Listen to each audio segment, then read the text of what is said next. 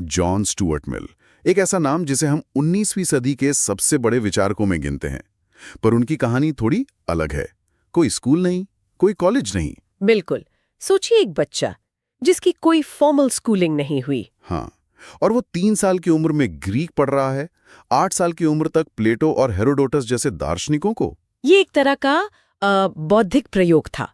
इसे उनके पिता जेम्स मिल और उनके दोस्त मशहूर दार्शनिक जेरेमी बेंथम ने मिलकर डिजाइन किया था। उनका मकसद था एक जीनियस तैयार करना। और नतीजा ये हुआ कि मिल की इस असाधारण परवरिश ने उनके विचारों को एक ऐसा आकार दिया जो आज भी, आप देखिए, प्रासंगिक भी है और विवादास्पद भी। बिल्कुल सही। और आज हम जॉन स्टुअर्ट मिल के इन्हीं विचारों की दुनिया में उतरने वाले हैं। हम ये समझने की कोशिश करेंगे कि मिल ने अपने गुरु बेंथम के उपयोगितावाद के सिद्धांत को एक नया रूप क्यों दिया और कैसे दिया। हाँ, और स्वतंत्रता पे उनका जी मशहूर हानि सिद्धांत है, वो असल में कितना जटिल है। और कैसे एक ही विचारक, आप सोचिए, लोकतंत्र का भी समर्थक हो सकता है और साम्राज्यवाद का भी। और साथ ही हम उनके उस पक्ष पर भी बात करेंगे जो अपने समय से कहीं आगे था, मतलब महिलाओं के अधिकारों की उनकी जबरदस्त वकालत। ये एक जटिल लेकिन बहुत ही आकर्षक सफर होने वाला है। तो चलिए उपयोगितावाद से शुरू करते हैं। जेरेमी बेंथम का सिद्धांत सुनने में तो बहुत सीधा लगता है। हाँ, बहुत सरल। कोई भी काम सही है अगर वो ज्यादा से ज्यादा लोगों के लिए सुख को बढ़ाता है और दुख को कम करता है, जिसे ग्रेटेस्ट हैप्पीनेस प्रिंसिपल भी कहते हैं। हाँ, और मिल शुरुआत में इसके बहुत बड़े समर्थक थे। उन्हें ये नैतिकता को समझने का एक तार्किक, एक साइंटिफिक तरीका लगता था। पर बेंथम के लिए सुख वो सिर्फ मात्रा का खेल था, गुणवत्ता का नहीं। मतलब उनके हिसाब से आइसक्रीम खाने का सुख और टैगोर की कविता पढ़ने का सुख अगर बराबर हैं, तो दोनों नैतिक रूप से भी बराबर हैं। बिल्कुल, यही उनका तर्क था। पर यह बात थोड़ी अजीब नहीं लगती? क्या हर तरह का सुख वाकई बराबर हो सकता है? और यहीं पर शायद मिल के निजी अनुभव कहानी में आते हैं। 20 साल की उम्र में उन्हें एक गहरा मानसिक अवसाद हुआ था। सही कहा। और उसी अवसाद ने उन्हें ये सोचने पर मजबूर किया कि क्या जीवन का लक्ष्य सिर्फ सुख की मात्रा को बढ़ाते जाना है। उन्होंने महसूस किया कि बेंथम का जो उपयोगितावाद है वो जीवन को कोई गहरा अर्थ नहीं देता। और इसी संकट से उभरने के बाद उन्होंने बेंथम के सिद्धांत में एक क्रांतिकारी बदलाव किया। हाँ, और वो बदलाव ये था कि सुख की सिर्फ मात्रा नहीं, उसकी क्वालिटी यानी गुणवत्ता भी मायने रखती है। उन्होंने उच्च और निम्न सुखों में फर्क किया। अच्छा। उनके लिए बौद्धिक चर्चा करना, कला का आनंद लेना या कोई नई चीज सीखना, ये सब उच्च सुख हैं, क्योंकि ये हमारी इंसानी क्षमताओं को विकसित करते हैं। जबकि सिर्फ शारीरिक सुख, जैसे ज्यादा खा लेना, वो एक निम्न सुख है। इसको समझाने के लिए उनकी एक बात बहुत मशहूर है, आज भी लोग उसे कोट करते हैं। हाँ, उन्होंने कहा था, एक असंतुष्ट इंसान होना एक संतुष्ट सुअर होने से बेहतर है। एक असंतुष्ट सुकरात होना एक संतुष्ट मूर्ख होने से बेहतर है। उनका मतलब था कि इंसान अपनी उच्च क्षमताओं के कारण बौद्धिक सुखों को हमेशा शारीरिक सुखों से ऊपर रखेगा, भले ही उनमें थोड़ी बेचैनी या असंतुष्टि क्यों ना हो। तो ये तो उपयोगितावाद को बहुत ज्यादा सब्जेक्टिव, मतलब व्यक्तिपरक बना देता है। कौन तय करेगा कि कौन सा सुख उच्च है और कौन सा निम्न? ये एक तरह का इंटेलेक्चुअल एलिटिज्म नहीं लगता? ये एक बहुत जरूरी सवाल है और ये मिल के दर्शन की एक बड़ी आलोचना भी है। मिल का जवाब था कि केवल वही व्यक्ति दोनों सुखों में से बेहतर को चुन सकता है जिसने दोनों का अनुभव किया हो। अच्छा। और उनका मानना था कि ऐसा कोई भी व्यक्ति हमेशा बौद्धिक या उच्च सुख को ही चुनेगा। लेकिन हाँ, ये सवाल आज भी बना हुआ है कि क्या ये पैमाना सबके लिए एक जैसा हो सकता है? खैर, सुखों की गुणवत्ता और बौद्धिक विकास पर इतना जोर देने से ये तो साफ है कि मिल के लिए व्यक्तिगत विकास बहुत जरूरी था। और इसके लिए स्वतंत्रता तो पहली शर्त होगी। पर स्वतंत्रता की सीमा क्या हो? समाज या सरकार किसी व्यक्ति के जीवन में कहां तक दखल दे सकती है? और देखिए, यही सवाल मिल को उनके सबसे प्रसिद्ध सिद्धांत, हानि सिद्धांत या हार्म प्रिंसिपल तक ले गया। ये उनकी किताब ऑन लिबर्टी का केंद्र है। सिद्धांत बहुत सरल है। क्या है वो? कि किसी भी व्यक्ति की आज़ादी पर सिर्फ और सिर्फ तभी रोक लगाई जा सकती है जब उसके किसी काम से किसी दूसरे को सीधा नुकसान पहुंच रहा हो। इससे समझने के लिए उन्होंने इंसानी कामों को 2 हिस्सों में बांटा था, है ना? जी हाँ। पहला, सेल्फ रिगार्डिंग एक्शन, यानी ऐसे काम जिनका असर सिर्फ करने वाले पर पड़ता है, जैसे मान लीजिए कोई अपने घर में अकेले बैठकर शराब पीता है। मिल के अनुसार समाज को ये बताने का कोई हक नहीं है कि ये गलत है या उसे ऐसा नहीं करना चाहिए, भले ये उसकी सेहत के लिए खराब हो। और दूसरा है अदर रिगार्डिंग एक्शन, यानी ऐसे काम जिनका असर दूसरों पर भी पड़ता है। जैसे वही व्यक्ति शराब पीकर गाड़ी चलाने निकल जाए, बिल्कुल, जैसे ही वो गाड़ी चलाने लगता है उसका ये काम अदर रिगार्डिंग बन जाता है, क्योंकि अब वो सड़क पर दूसरों के लिए खतरा बन गया है। राइट। तो इस स्थिति में सरकार को पूरा हक है कि वो उसे रोके, सजा दे और ऐसे कामों पर पाबंदी लगाए। ये सुनने में तो बहुत साफ लगता है, लेकिन नुकसान या हार्म को परिभाषित करना कितना मुश्किल है? बहुत मुश्किल। क्या सिर्फ शारीरिक या आर्थिक नुकसान ही नुकसान है? मानसिक या भावनात्मक नुकसान का क्या? मान लीजिए कोई ऐसा भाषण देता है जिससे किसी समुदाय की भावनाएं आहत होती हैं, क्या ये मिल के नुकसान की श्रेणी में आएगा? ये एक बहुत ही जटिल सवाल है और यहीं पर मिल का सिद्धांत आज की दुनिया में सबसे ज्यादा परखा जाता है।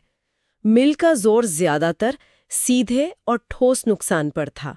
भावनाओं का आहत होना उनके लिए शायद उतना बड़ा नुकसान नहीं था जिस पर सरकार को दखल देना पड़े। अच्छा, उनका मानना था कि अगर हम आहत होने को भी नुकसान मानने लगेंगे तो स्वतंत्रता का दायरा बहुत ही सिकुड़ जाएगा। तो इसका मतलब ये हुआ कि हेट स्पीच जैसी चीजों पर मिल का रुख आज के कई कानूनों से अलग होता। बहुत हद तक मिल का मानना था कि विचारों को, चाहे वो कितने भी बुरे या गलत क्यों ना हो, दबाना नहीं चाहिए।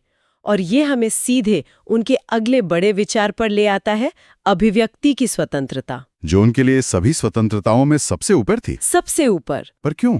उन्हें ऐसा क्यों लगता था कि गलत विचारों को भी खुलकर बोलने देना चाहिए? देखिए, इसके पीछे उनका तर्क 3 हिस्सों में था। पहला, क्या पता जिसे हम गलत समझ रहे हैं वही सच हो। इतिहास गवाह है ना, कई बार पूरा समाज गलत होता है और एक अकेला व्यक्ति सही, जैसे गैलीलियो। सही बात है। दूसरा, मान लीजिए कि अल्पसंख्यक की राय गलत है और समाज की सही, तब भी उस गलत राय को सुनने और उससे बहस करने से हमारा अपना सच और मजबूत और साफ होता है। हम सिर्फ उसे रटते नहीं बल्कि समझते हैं। और तीसरा ये कि ज्यादातर मामलों में सच ना तो पूरी तरह एक तरफ होता है न दूसरी तरफ, सच कहीं बीच में होता है। अलग अलग विचारों के टकराने से ही हम उस मिले जुले सच के करीब पहुंचते हैं। तो उनके लिए किसी भी विचार को दबाना मतलब मानवता को सच से दूर करना। बिल्कुल, चाहे वो विचार कितना भी अलोकप्रिय क्यों ना हो। आज के इको चेम्बर और कैंसल कल्चर के दौर में तो मिल का ये विचार बहुत ही ज्यादा प्रासंगिक लगता है, जहां विरोधी विचारों को सुनने की जगह उन्हें ब्लॉक या चुप करा दिया जाता है। बिल्कुल, मिल हमें याद दिलाते हैं कि बौद्धिक विकास के लिए असहज करने वाले विचारों का सामना करना जरूरी है। तो विचारों के इसी खुले आदान प्रदान से एक बेहतर समाज बनता है। इस बेहतर समाज के लिए सरकार का कौन सा रूप मिल को सबसे अच्छा लगता था? वे प्रतिनिधि लोकतंत्र यानी रिप्रेजेंटेटिव डेमोक्रेसी के प्रबल समर्थक थे। लेकिन इसलिए नहीं कि ये सिर्फ बहुमत की इच्छा का पालन करता है। तो फिर क्यों? बल्कि इसलिए क्योंकि ये नागरिकों को सार्वजनिक मामलों में भाग लेने के लिए प्रोत्साहित करता है।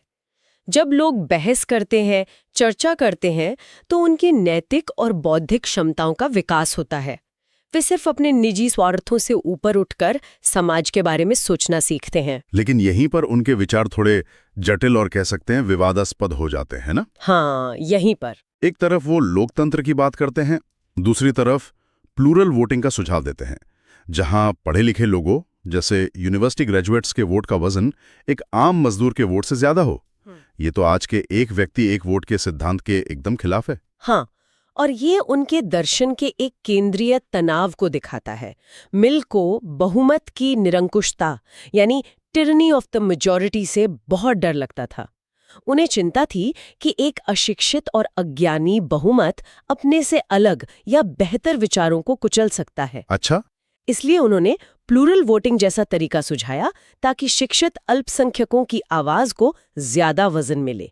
ये लोकतंत्र और अभिजात्यवाद के बीच एक तरह का समझौता था। और ये विरोधाभास उनके औपनिवेशिक विचारों में और भी ज्यादा गहरा हो जाता है। भारत जैसे देशों के लिए उन्होंने परोपकारी निरंकुशता बेनेवोलेंट डेस्पोटिज्म का समर्थन किया। एक व्यक्ति जो स्वतंत्रता का इतना बड़ा हिमायती है, वो किसी देश की गुलामी का समर्थन कैसे कर सकता है? ये मिल के विचारों का सबसे परेशान करने वाला पहलू है। वो ईस्ट इंडिया कंपनी में काम करते थे और उनका मानना था कि भारत और अन्य असभ्य समाज अभी स्वशासन के लिए तैयार नहीं है। मतलब? उनका तर्क था कि इन समाजों को लोकतंत्र के लिए प्रशिक्षित करने के लिए ब्रिटिश जैसे उन्नत राष्ट्र का शासन जरूरी है।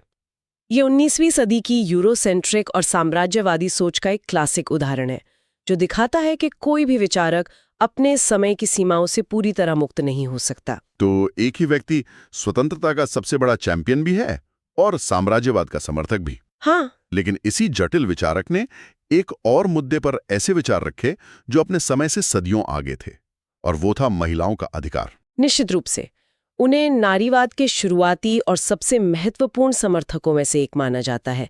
एक प्रोटो फेमिनिस्ट। 19वीं सदी के इंग्लैंड में महिलाएं कानूनी तौर पर अपने पतियों की संपत्ति थीं। उनके पास वोट देने, संपत्ति रखने या आसानी से तलाक लेने का कोई अधिकार नहीं था। इसमें उनकी पत्नी हैरियट टेलर मिल का कितना बड़ा योगदान माना जाता है। सुना है कि उनके कई विचार हैरियट से बहुत प्रभावित थे। बहुत ज्यादा। हैरियट टेलर खुद एक प्रतिभाशाली विचारक थीं और मिल ने खुले तौर पर यह माना है कि उनके कई महान कामों में हैरियट उनकी सहलेखक थीं, खासकर ऑन लिबर्टी और उनकी सबसे महत्वपूर्ण किताब द सब्जेक्शन ऑफ वुमेन में। द सब्जेक्शन ऑफ वुमेन में उन्होंने क्या तर्क दिया? उन्होंने एक बहुत ही सरल लेकिन उस समय के लिए एक क्रांतिकारी तर्क दिया। उन्होंने कहा कि महिलाओं को पुरुषों से कमतर मानने का कोई तार्किक आधार है ही नहीं। हम ये जान ही नहीं सकते कि महिलाएं क्या करने में सक्षम है, क्योंकि हमने उन्हें कभी मौका ही नहीं दिया। उन्होंने समाज के हर क्षेत्र में शिक्षा, राजनीति, काम, हर जगह महिलाओं के लिए पूर्ण समानता की वकालत की। ब्रिटिश संसद के सदस्य के रूप में वो पहले व्यक्ति थे जिन्होंने महिलाओं के मताधिकार के लिए एक विधेयक पेश किया। कमाल है। उनका मूल विश्वास था कि पुरुषों और महिलाओं की क्षमताओं में कोई प्राकृतिक अंतर नहीं है और जो अंतर हमें दिखता है वो सिर्फ सामाजिक कंडीशनिंग का नतीजा है। यह तर्क आज भी नारीवादी आंदोलन का एक आधार स्तंभ है। तो जॉन स्टुअर्ट मिल को समझना किसी एक खांचे में रखकर संभव नहीं है। वो उपयोगितावाद को एक मानवीय गहराई देते हैं, स्वतंत्रता के लिए एक लक्ष्मण रेखा खींचते हैं और अभिव्यक्ति की आजादी को सबसे ऊंचा दर्जा देते हैं। सही। और साथ ही उनके विचारों में गहरे विरोधाभास भी हैं। लोकतंत्र और अभिजात्यवाद के बीच का तनाव और स्वतंत्रता के आदर्श और साम्राज्यवाद के समर्थन के बीच की खाई। लेकिन इन सब के बावजूद उन्होंने महिलाओं के अधिकारों की ऐसी वकालत की जो उस सदी में लगभग अनसुनी थी। उनके विचार जटिल हैं, पर पश्चिमी राजनीतिक चिंतन पर उनका असर बहुत गहरा है, जो आज भी दिखता है। मिल को डर था कि एक अशिक्षित और अतार्किक समाज लोकतंत्र के लिए तैयार नहीं है। आज की दुनिया में जहां हमारे पास सूचना की बाढ़ है, लेकिन गलत सूचना और प्रोपेगेंडा भी उतना ही है, मिल की इस चेतावनी का क्या मतलब है? बहुत जरूरी सवाल है। क्या सिर्फ जानकारी होना ही शिक्षित होना है, या तर्कसंगत बहस करने की क्षमता उससे ज्यादा जरूरी है? सोशल मीडिया के इस दौर में क्या मिल की ये शर्त पहले से भी ज्यादा मुश्किल और जरूरी नहीं हो गई?